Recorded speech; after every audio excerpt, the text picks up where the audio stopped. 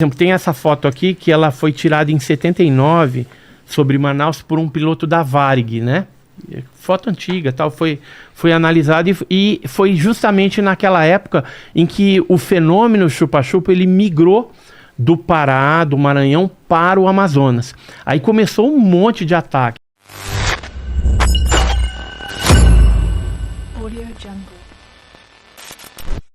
Que nem eu tive agora recentemente lá para o Pará, né? Colares, Castanhal, aquela região toda que foi assolada pelo chupa-chupa lá.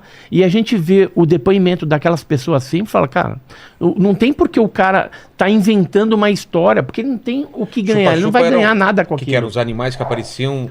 Não é chupa-cabras, chupa-chupa eram umas luzes que elas apareciam perseguindo as pessoas, jogavam foco de luz, e aí as pessoas ficavam molinhas ali, desfaleciam, teve caso de morte, pouco, mas depois eram extraídos pequenas porções de sangue, ficavam umas marcas no peito, no pescoço, no braço, e esses objetos aí eram detectados, né? A aeronáutica investigou isso na época, gerou centenas de páginas, documentação, foto, vídeo, né? E agora parece que esse material está nos Estados Unidos, porque o Robert Bigelow e o Hal Puthoff, que é aquele físico que trabalhou no escritório do Bigelow, falou que teve em mãos essa documentação que era da Força Aérea e 15 horas de vídeo e mais as fotografias.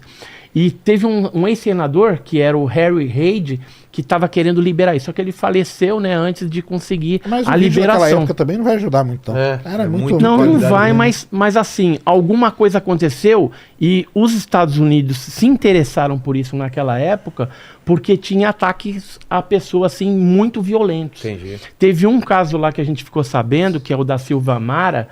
Ela foi atacada dentro de casa, o marido, né, aí gritando lá, o vizinho veio acudir, e os seres com uma espécie de lanterna, assim, com luz, e eles atirando neles, né, eles meio que paralisando, e depois um cachorro começou a latir lá, eles apontaram no cachorro, acertou na cabeça, uma cachorrinha chamada Vitória, e aí a cachorrinha ficou muda. Depois de um tempo ela veio a óbito.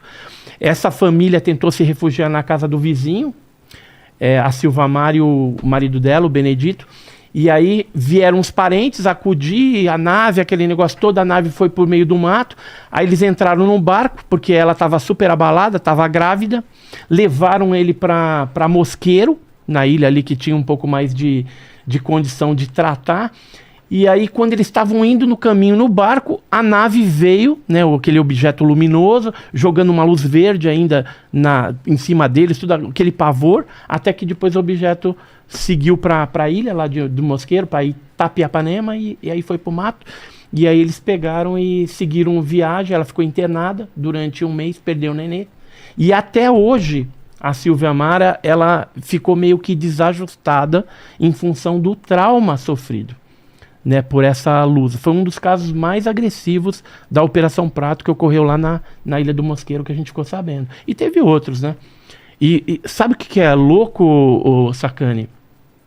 A gente conversou com pessoas daquela época que foram atacadas, que estão vivas ainda, algumas já morreram, mas falamos com a dona Aurora, que é aquela que tem as marquinhas, e aí a gente chamou lá no hotel que a gente estava, gravamos com ela e tal, e aí eu fui perguntando como é que foi a vida dela, né? E aí, de repente, a gente descobre que até hoje ela tem contato, de vez em quando vê dentro do quarto uns seres, mas você vê a simplicidade da pessoa, não tem por que ela inventar uma história dessa, entendeu? Que aconteceu lá atrás, ela estava totalmente esquecida e de repente agora a gente levantando as memórias dela, até brincou na hora da entrevista, que ela falou assim, que ela tem vários filhos, né? Tem 7 filhos. O filho mais novo falou, eu não sou filho do chupa-chupa não, né, mãe? Né? Ainda brincou assim, né? A coisa foi bem interessante a gente ver estampado ali no depoimento da pessoa, anos depois, 46 anos depois, aquilo que ela tinha passado e agora, nos dias atuais, a gente percebe que parece que existe uma interação ligada com algumas dessas pessoas que foram atacadas lá atrás.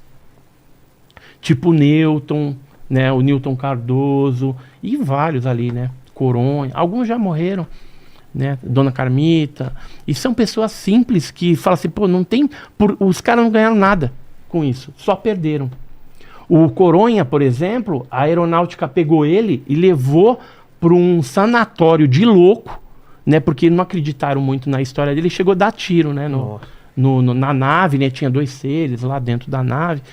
E depois aí o cara lá do sanatório falou assim, ó, se ele tá louco, né? Que ele não tava louco, coisa nenhuma, é melhor a gente soltar todo mundo, porque ele é um dos mais sãos normal aqui, daqui, né? Só que ele experienciou algo estranho, totalmente anômalo, e que houve o interesse por parte dos americanos, né? E agora está vindo à tona tudo isso. Eu consegui um relatório que cita um dos americanos, de 82, e a gente viu que a Operação Prato, ela não foi só 77, né? Durou de 76 até 84. A Operação Prato, ela é famosa pela quantidade de relatos? Por que é tão falada? Por conta da agressividade do fenômeno naquela época, né? E por ter, por exemplo, exames clínicos que foram feitos nas testemunhas. O lance da aeronáutica, ter passado lá um tempão lá, né, estudando e tudo mais. Isso aqui é só uma parte dos documentos da aeronáutica, da Operação Prato. Que relatam? Que estão no Arquivo Nacional. Aqui, ó. Nossa. Ó, daqui a pouco a gente vai falar do Ubatuba. Eu vou deixar o Ubatuba. Isso daqui o que é?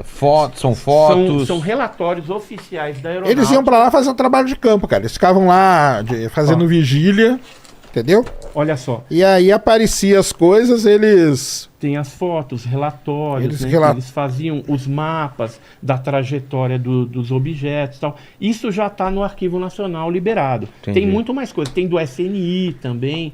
E é documentação produzido pela aeronáutica. 130 páginas. Digando que pra mim, não vale muita coisa não, mas tudo bem. Porque são relatos. Cara, porque assim, cara, nós estamos falando aqui de 1976. 77, 78. Então, 77. É. Quem que foi pra lá fazer esses negócios? Qual que era o nível desses caras aí? Assim, por exemplo, eles não tinham tanto nível, eram militares. Então. Aí pra mim, cara, eu já cara, pode ser o documento que for, cara. Você põe um cara desse, cara. Eu já trabalhei na Amazônia, cara. Entendeu? Eu já trabalhei na Amazônia. Com petróleo lá. Passei bastante tempo lá. Entendeu? Trabalhei lá no meio da selva mesmo, explorando petróleo. Enfiado lá no meio. Enfiado, não tinha nada. Cara, se você tem a cabeça um pouco fraca, você fica maluco. Por quê? Porque, primeiro, é barulho de tudo que é jeito que você nunca viu na sua vida. À noite, né? À noite, cara. Cara, é assustador. Eu já dormi também. Cara. Corricha lá no meio. Então, você já foi cara, lá. uns barulhos que você fala, que animal tá fazendo cara, isso? Você acha, cara, eu tô sendo atacado, cara. O mundo tá sendo atacado. Exatamente, porque são aqueles bichos lá de hábito noturno, que de dia eles não aparecem, de noite eles aparecem, e eles têm cada vez uns barulhos mais esquisitos. Você vê um monte de coisa, cara. Tem uns bichos esquisitos pra caramba. Você viu luz, você viu alguma coisa diferente? Você vê luz brilhando no meio da selva, você vê luz brilhando no meio do não sei o que, entendeu? Então, assim, pra um cara... Aí vamos lá, né? Você vai vamos lá pra 1977, galera. 76, 77, essa época aí. Pega um militar. Quem que era o militar? Cara, devia ser um... Cara... Sem brincadeira, não era um puta do militar top, cara, que ia ficar lá no meio do mato, do nada, observando, cara. Era um cara qualquer, entendeu? Esse aqui era um dos militares. Esse era o capitão Irangê Holanda. Não, mas aí beleza, esse aí era o capitão. Esse era o capitão Irangê Holanda. Mas ele ficava lá no meio do mato? Ele não ficava, né? Esse aqui, ó. Esse daqui... Esse não ficava no meio do mato. Não, acho que não ficava, cara. Então, pelo que a gente apurou, eram 25 militares e eles formavam equipes de 5 em 5. Quando eles foram para Colares, eles se refugiaram na Praia do Machadinho, né? Tinha alguns pontos estratégicos, montaram lá os equipamentos e as barracas. E aí ficavam registrando em vídeo e em foto e tentando algum tipo de interação com esses objetos que apareciam lá. Mas eles mesmo nunca tiveram, né? O quê? Interação. Interação com fenômenos? Sim. Com as naves e com seres. Com seres? Com seres também. Os militares? Os militares. Eu vou passar aqui alguns nomes, por exemplo, desses militares. Eu tenho alguns nomes, assim, a equipe é grande, são 25, mas alguns já morreram e outros estão vivos. Mas qual que era a patente deles? Aí vou te falar. Tinha o capitão Irangê Holanda Bolívar Soares de Nogueira Holanda Lima, que era o chefe. Aí tinha o primeiro sargento João Flávio de Freitas Costa, o segundo sargento Moacir Neves de Almeida, esse está vivo ainda, o terceiro sargento João de Deus Barbosa do Nascimento, já morreu, terceiro sargento Álvaro Pinto dos Santos, taifeiro Edivaldo Douglair Correia Pinheiro, está vivo, e também outros, por exemplo, o chefe, né, era o Camilo Ferraz de Barros, que era o do primeiro Comar, primeiro comando aéreo lá, entre outros, né? Que participaram como militares ali investigando. Agora, cada militar desse, ele não usava o seu nome real. Claro. Eles usavam um codinome. Por exemplo, o Irangê Holanda, ele usava o codinome de Ernesto. Então, ele se apresentava para a população ribeirinha como Ernesto, né? Isso aí sim. Com relação a essas operações, então eles fizeram, né? Filmagens, tem os vídeos... Mas, por exemplo, essa foto aí que você está mostrando. Qual? Essa? Essa aqui. Cara, isso aí... O que pode ser isso aí? 1 milhão de coisas, cara.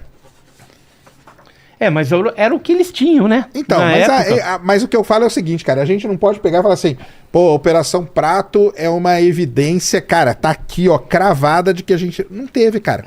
Uma foto dessa aqui, vamos ver aqui. Cara, isso aqui... Pode ser 1 bilhão de coisas. Cadê, pode ser, por exemplo, qual a abertura que ele usou? Qual o tempo de exposição que ele usou?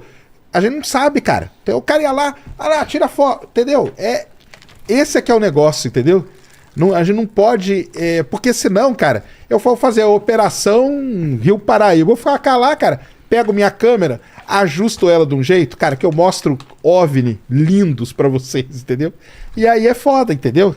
Então esse que é então, mas, assim, que é a questão. Por ser uma equipe de militares que foi orientada naquela época a investigar o que estava acontecendo, porque esse fenômeno lá no Pará, no Maranhão, estava causando pânico das populações ribeirinhas, então eles tinham assim o dever de apresentar alguma resposta. Aí para mim que é o grande problema então, também. E era um problema, porque você tinha que trazer uma resposta. Isso, e tá frente a frente um negócio que eles não sabem o que é. Que eles detectaram que não se tratava de um armamento secreto, sei lá, de algum outro país que estavam ali.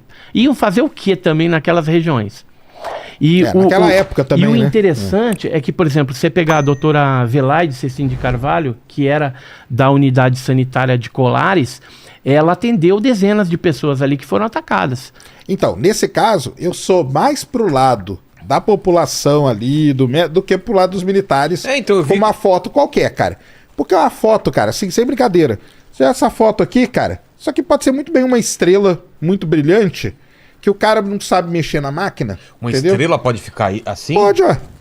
Dependendo do tempo de exposição, da abertura que você coloca, cara, e tira a foto de uma estrela. Então, mas essa aqui tá no chão, né? Então a estrela, ela desceu, né? Então, mas pode ser uma estrela que tá beirando aqui, ó. É a estrela cadente essa aí, não, né? Mas decente, pode ser uma estrela, né? ou o planeta Vênus. Não, mas essa daí tava no solo mesmo, entendeu? Tava próximo ali. Não era no céu? Não, aqui, ó. Você pode ver que tem até as árvores aqui, ela tava bem baixa. Tá. Então não tem como ser uma estrela, né? Um astro. Pode ser 1 milhão de coisas, cara. Por exemplo, tem essa foto aqui que ela foi tirada em 79 sobre Manaus por um piloto da Varig, né? Foto antiga, tal, foi analisada e foi justamente naquela época em que o fenômeno chupa-chupa ele migrou do Pará, do Maranhão para o Amazonas. Aí começou um monte de ataques.